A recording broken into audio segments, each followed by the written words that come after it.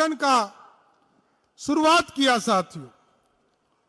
और आपको याद होगा 3 विधेयक 2026 के 16 अप्रैल को संविधान विधेयक के तौर पर लाया गया, परिसीमन विधेयक लाया गया और केंद्र शासित प्रदेश कानून संशोधन विधेयक लाने का काम किया।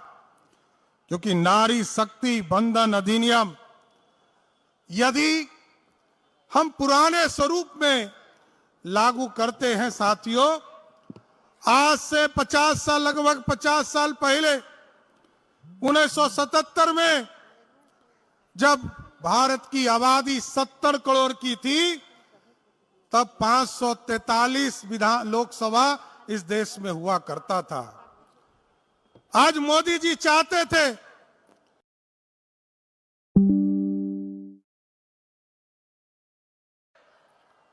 बगल में समाजवादी पार्टी के नेता अखिलेश यादव चाहते हैं कि सिर्फ उनकी पत्नी सांसद बनकर जाए।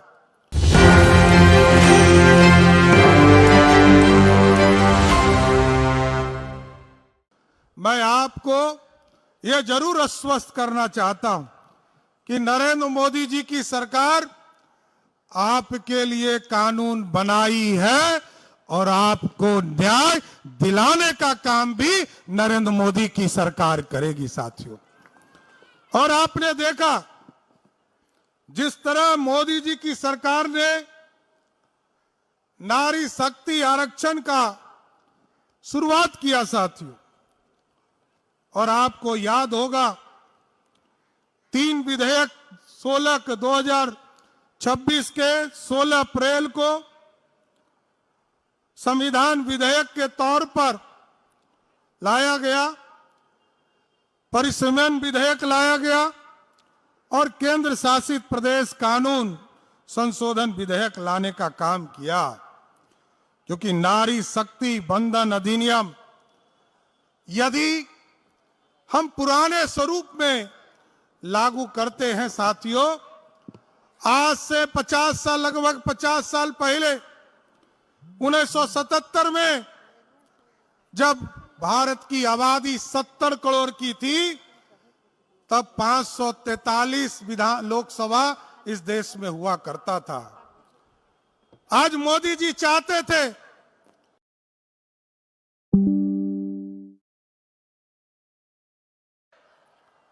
बगल में समाजवादी पार्टी के नेता अखिलेश यादव चाहते हैं कि सिर्फ उनकी पत्नी सांसद बनकर जाए। डीएमके के नेता चाहते हैं, स्टालिन चाहते हैं कि सिर्फ उनकी बहन कनिमोझी देश के सांसद बनकर जाए। लेकिन मोदी जी चाहते हैं कि इस देश में 272 बहनें लोकसभा में पहुंचने का काम कर सके साथ। ऐसा भारत बनाना चाहते हैं। लेकिन लोगों की चिंता ये नहीं है, क्योंकि ये लोग तो सदियों से रोकते आए, कभी आरक्षण दिया नहीं साथियों, लोगों का सम्मान बढ़ाया नहीं।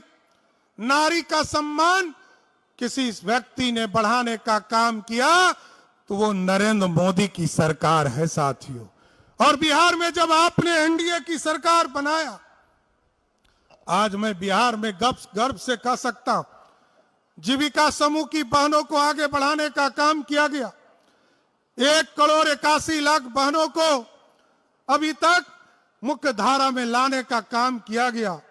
और इसके साथ साथ बिहार में 50% पंचायती राज और नगर निकाय के चुनाव में आरक्षण देने का काम किसी सरकार ने किया तो वो बिहार की सरकार ने किया है साथियों।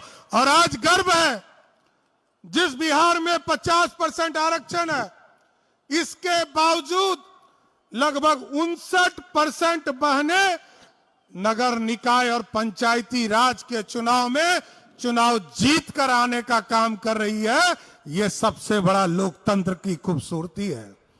लेकिन जरूर आश्वस्त करूंगा साथियों, आप लगभग 3 घंटे से यहां खड़े हैं और कई प्रश्न आपके उठते होंगे कि इस देश में जहां मां दुर्गा की पूजा होती रही, मां सरस्वती पूजा विद्या देते रही, मां काली असुरों शक्तियों का नरसंहार करते रही, उसी भारत में महिलाओं के साथ अपमान करने का काम, धोखा देने का काम महागठबंधन के लोग कर रहे हैं।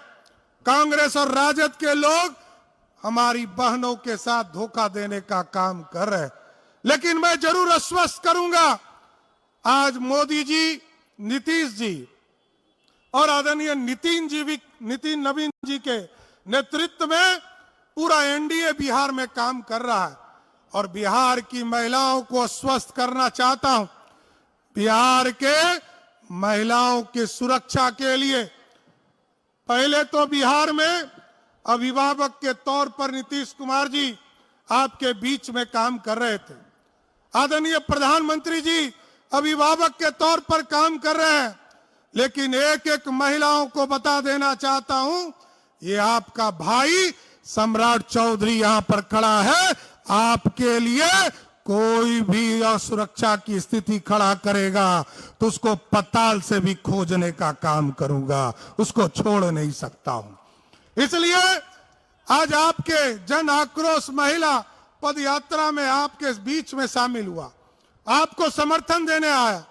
आदरणीय अध्यक्ष जी, हम दोनों मिलकर आपके बीच में समर्थन देने आए और आपने जिस तरह आंदोलन छेड़ा है, अभी प्रदेश अध्यक्ष जी बता रहे, यह जिले के स्तर पर आंदोलन चलाया जाएगा, उसके बाद प्रखंडों में इसके आंदोलन चलाए जाएंगे और एक एक महिला को बताने का काम किया जाएगा कि मोदी जी आपको लोकसभा और विधानसभा पहुंचाना चाहते हैं और महागठबंधन के लोग सिर्फ अपने परिवार को सत्ता तक पहुंचाने का काम करना चाहते। इसलिए साथियों और हमारी बहनों को जरूर आश्वस्त करता हूं कि आपका आंदोलन जारी रहे।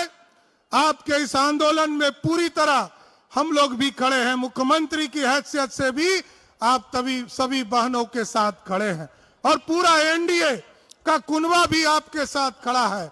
आप आगे बढ़िए, आप आगे बढ़कर बिहार के एक एक व्यक्ति और एक एक महिला, एक एक नारी का सम्मान बढ़ाने का काम कीजिए।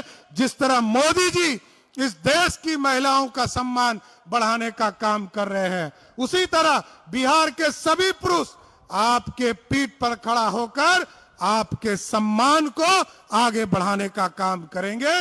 इतना ही कहूंगा कि जन आक्रोश को ज्वाला बनाकर रखिए और यह ज्वाला तब तक जिंदा रखिए जब तक आपको विधानसभा और लोकसभा में आरक्षण 33% मिल नहीं जाता है, तब तक आंदोलन जारी रखने का काम कीजिए। मैं फिर से इस जन आक्रोश में जो सभी बहनें आई हैं, सबका स्वागत करते हुए अपनी बातों को विराम देता हूं।